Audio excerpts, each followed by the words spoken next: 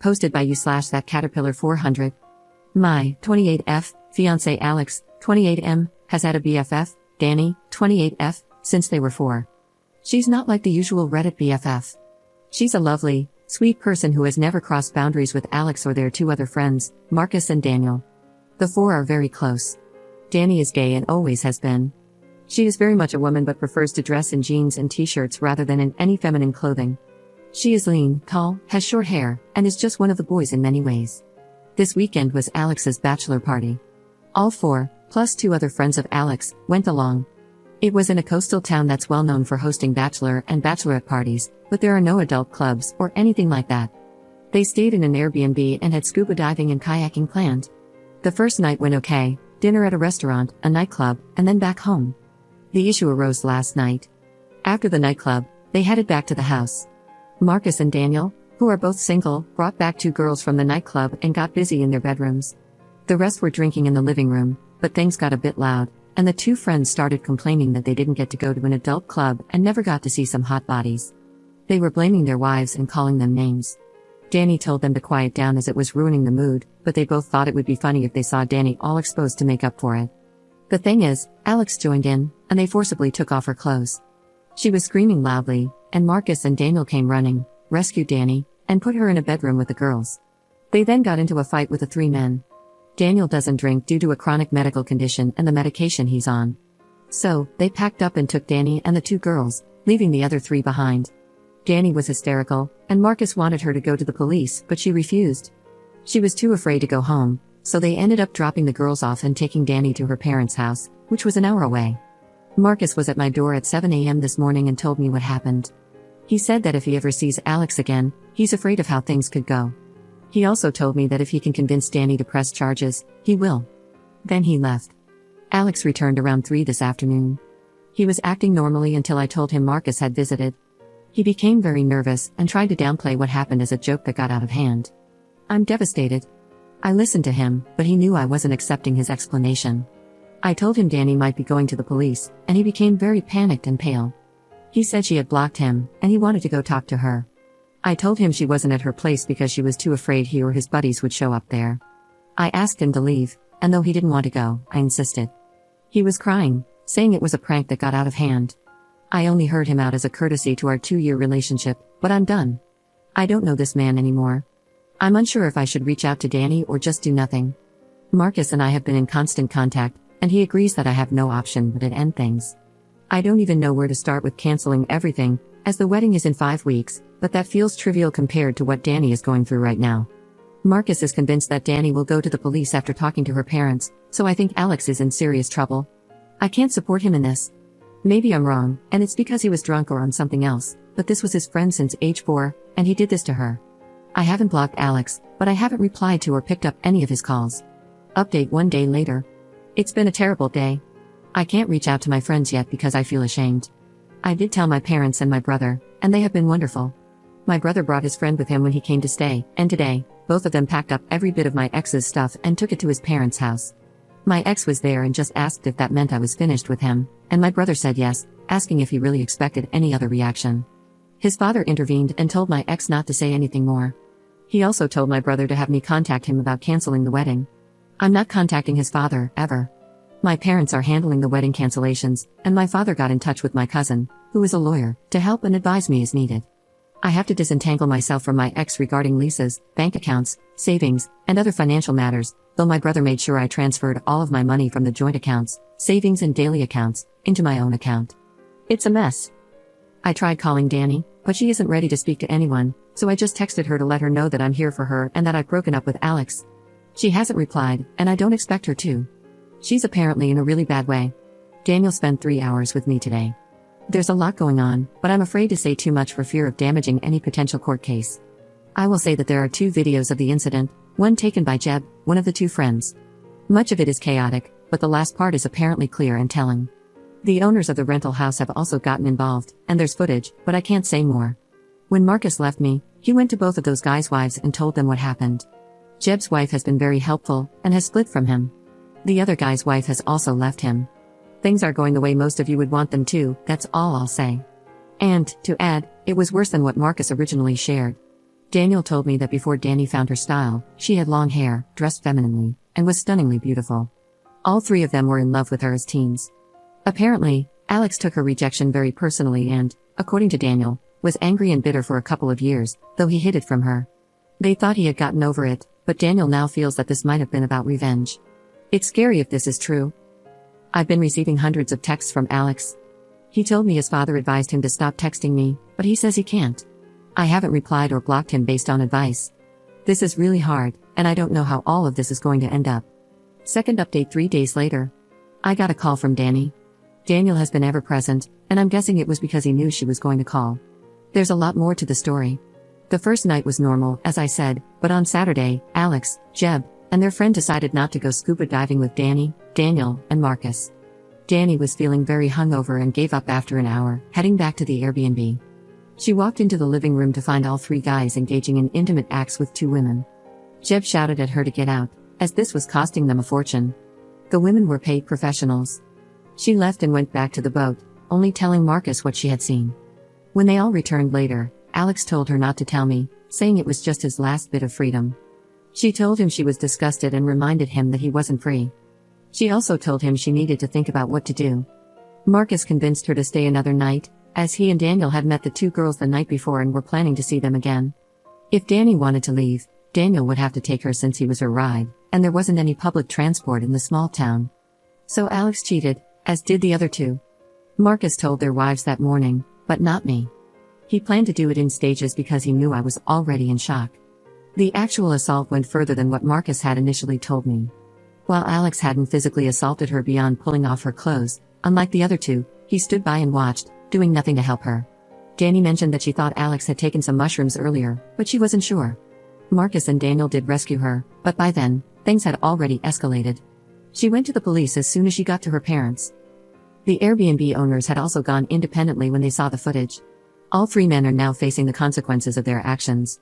Danny told me she was sorry she didn't tell me immediately, as she had wanted to, but she's still very distraught. I didn't want to make things worse for her. I don't think I'm needed for any legal proceedings, so I finally blocked Alex and his parents. The wedding is cancelled, and I'm just beginning to disentangle myself from Alex financially, including bank accounts and other matters. Here's my issue. I'm feeling very angry towards Marcus. It feels like he didn't really care about me. He stopped Danny from telling me so he could continue to shack up with the girl he met. He apparently feels guilty because if they had left, Danny wouldn't have been attacked. He didn't give me the courtesy of telling me that Alex cheated that morning, like he did with the other two wives. It's not like he was sparing my feelings because my ex assaulting another woman was a pretty damn hard thing to hear. He also didn't tell me the full extent of the attack. Danny is still unsure if Alex wasn't just waiting his turn or if all he was going to do was watch. I should have been told that immediately, and not by Danny, because that conversation was incredibly difficult for her. Daniel didn't know about the paid professionals at all and didn't realize Marcus hadn't shared the full story of what they saw when they burst in. Daniel has been my rock. I need some perspective here. Is it okay to be angry at Marcus? Is this misplaced anger? I'm definitely angry at Alex, and that's all I feel towards him. Can anyone give me a different perspective that I'm missing? Marcus and I had been in constant contact, mostly messages, texts, and occasional calls, since he's already back at work. He actually visited last night, but I didn't open the door for him. Daniel keeps saying that whatever I feel right now is okay, but I think he's just placating me. I don't know who to trust anymore. I don't have to have any more contact with Alex, and I think the case will move along without me. I'm considering telling Daniel that I need a break from him, Marcus, and that whole group of friends. Danny and I have agreed to stay in touch, but I don't see us being very close. My best friend, whom I finally confided in, thinks I should step away from them all now for good and focus on moving forward. My parents agree and believe it's necessary for my healing. My brother, on the other hand, thinks Daniel has been nothing but great and that I shouldn't cut him off. But they all seem to come as a package deal, without Alex now, obviously, so it feels like it's probably all or nothing. What should I do? I don't want to be ungrateful, but a clean break feels right. Third update 11 days later. I've been putting off writing this update, but I'm back because I need even more advice and an outside perspective. The comments have been pretty helpful so far, thank you. It's long, but I'll do my best to shorten it. First of all, Danny and I have bonded. She and I talk every day and message constantly.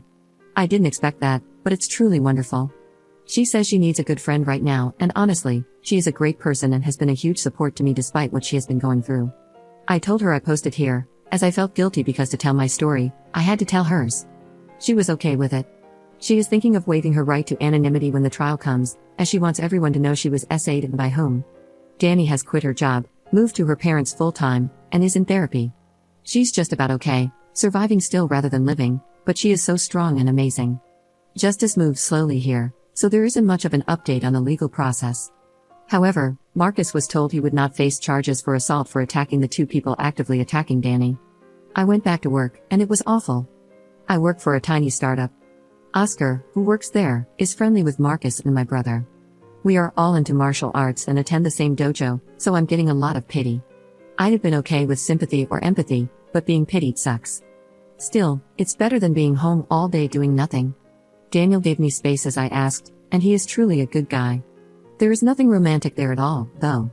I'm not in a fit state for anything like that and won't be for a very, very long time. He's just a good guy, no ulterior motives. We text a bit, and he is in a lot of contact with Danny. I got a letter in the mail from Alex.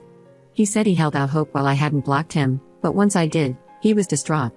He told me he doesn't want to freak me out by turning up in person, and I know that wouldn't look good for him anyway, but he just wanted to tell his side of the story. He said he was pressured into doing stuff with the paid professionals and that he only got slop top. The other two were really pressuring him to do more, but he didn't and says he regrets even doing that. He admits he was angry at Danny because she told him he either had to tell me about the cheating or she would, but he knew he was totally in the wrong. He knew I would dump him for cheating, so he took everything he could get his hands on. He's not even sure what he took, and while he remembers pulling off Danny's shoes, he doesn't remember anything else. So he was just peer pressured, drunk, and high out of his mind, and did nothing wrong at all, basically. I was just disgusted to read this. His total lack of accountability is absolutely sickening. I'm not responding to him, ever. Any future mail goes unopened into the trash. I'm in therapy, but it's early days, and I'm not seeing progress yet. That leaves me with Marcus. He knows I've been angry with him, and he is desperate to talk it out. I probably feel too much anger towards him, but I find it hard not to. He is still feeling very guilty about making Danny stay. I don't understand why I feel so angry towards him. It's not on the level of anger I feel towards Alex by any means, but I'm still hesitant to talk to him. I think he made mistakes, but in my heart, I know he was dealing with a lot that morning. Still, I just wouldn't have been there when Alex got home if I had known the truth. I feel Marcus should have told me everything, as I was the one who had to face Alex alone. I know I should hear him out, but I'm finding it very hard. How can I get past this? I want to clear the air with him, even if we are never friends, and cutting him out is really having a terrible effect on him. I know he rescued Danny and has been constantly checking up on her. I know he can be a good guy, but part of me feels he wasn't all good that weekend. I don't know. I haven't touched on this in therapy yet, as we are just starting and focusing on Alex. I need advice on how to deal with this. I wanted to give it some time, but Marcus' mental health is pretty poor, and maybe by not meeting him, I'm just making him worse. How can I find it in me to just bite the bullet and hear him out? Why am I so angry with him? How can I move past this? I don't want to be angry with him. I'm so exhausted from being angry at him and Alex, and I wanted to stop, at least towards Marcus, but it won't. I'm visiting Danny for the weekend that should have been my wedding. We're going to have a Lord of the Rings marathon, and her mother is making a cheesecake. My own family has been wonderful in every way, but Danny is truly why I'm still standing. Edit. Forgot to say it wasn't an Airbnb. It was just a privately rented house. I just assumed incorrectly that it was. Fourth update 5 days later. I've only just broken up with him in the last 3 weeks. Alex, my ex, and I have had no contact since the morning after the attack. He's currently going through the legal process as a consequence of his actions. I gave my wedding dress and shoes to my best friend, Millie, to sell, donate, or just get rid of. She has lots of seller accounts on different platforms as she buys and resells collectibles a lot. She put my wedding dress, veil, shoes, and other accessories up for sale with the intention of me getting some money back. Canceling the wedding meant I lost a lot of money. Anyway, it all sold immediately at a really great price, and when Millie looked at the buyer's info, it was my ex's father's business account. We are assuming it's Alex, my ex, who bought them and not his father. Millie wanted to know what I wanted her to do. Does she pack up the stuff and send it to him, or do I want to confront him? I asked Millie if she could cancel the purchase, and she is checking that out, but even if that's possible, I wouldn't want it to damage her seller rating online. I am unsure why he would do this. I know he still wants us to get back together, but that is never happening. Should I just let the sale go through and ignore it? It feels weird and upsetting. I feel like he is still torturing me, and this is just a way of getting my attention, and I have had zero interaction with him. Any advice is welcome. Edit. Alex knows Millie's selling accounts. He even bought stuff from her in the past. He hasn't ever seen the wedding dress or any of my stuff. We are assuming he knows it's my wedding clothes on Millie's account. 5th update 3 weeks later. I wish this were a better update, but it's as close to closure as I can get, I think, or I hope. Danny has just crashed. All her bravado and fight are gone, and she is seriously struggling. She is with family and getting treatment, but she has cut everyone off, including me. And I get it. I'll respect whatever she wants. My therapist says it's probably for the best, as our journeys are not the same, and healing separately right now is not a bad thing.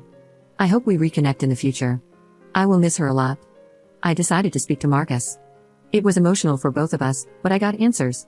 That morning, after he told me and went on to speak to the other 2 wives, he fully intended to come back to me afterward. 2 things happened.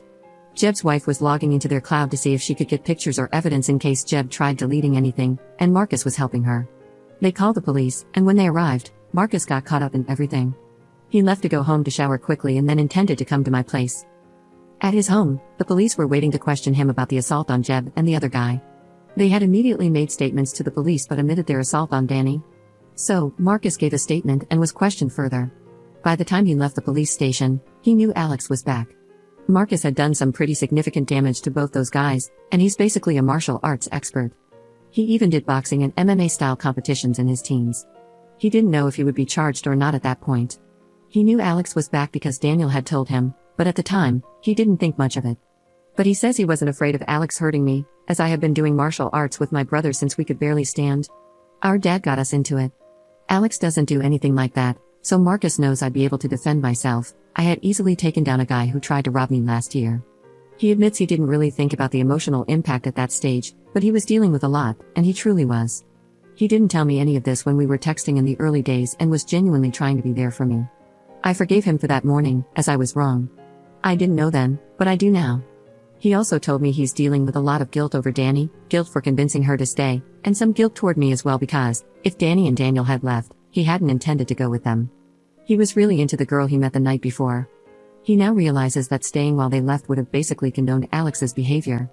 He said he didn't intend that, but he really liked the girl.